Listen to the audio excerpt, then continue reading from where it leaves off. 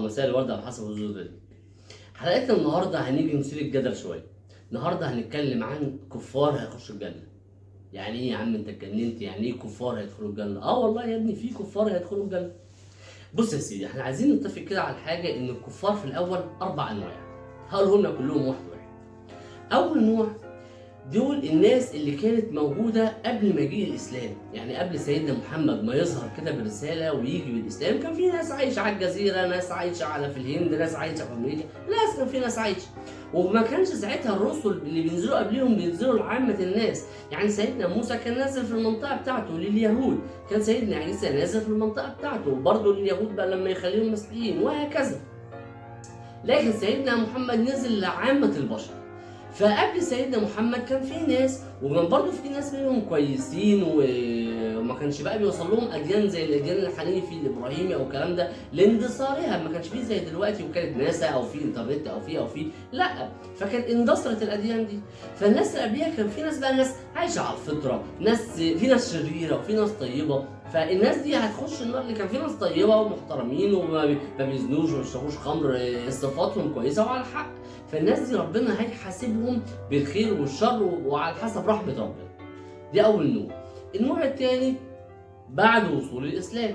بعد وصول الاسلام او ساعه وصول سيدنا محمد بالرساله، كان في ناس في اماكن تانية لم تصل لهم الرساله، زي مثلا ناس كانت في الهند، ناس كانت في اوروبا، ناس كانت في حضاره الانكا في البرازيل، في كذا حضاره، بس ما وصل لهمش الرساله، والناس دي ماتت في وجود الاسلام. برضو الناس دي هيتحاسبوا، ربنا هيحاسبهم على حسب عملهم، خير او شرير او الكلام ده، على حسب نيتهم وبس كده. مش هيخشوا النار كلهم، لا، ما الكفار اهو ما عندوش بسيدنا محمد، لكن هيخشوا الجنه. النوع الثالث في العصر الحالي اللي احنا فيه ده، او قبلينا بشويه او بعدينا بشويه، ناس موجودين والرساله جت والرساله سليمه ووصلت ناس كتيره، بس في ناس وصلت لهم رساله خطا. يعني مثلا ناس عايشه في السويد او ناس عايشه في غابات الجب في استراليا، بيفتحوا التلفزيون لقوا ناس هبله زي الشيعه عمالين ماسكين سكاكين وبيخبطوا في راسهم وبيخبطوا في جسمهم وبيحتفلوا بكربلاء، وبيقولوا ان هو ده الاسلام. فوصلت لهم رساله خطا. فطبعا الناس دي هترفض الاسلام. يعني هو انا مجنون امشي في الشارع اقعد اخبط بنفسي في السكين عشان اعبد ربنا؟ لا طبعا.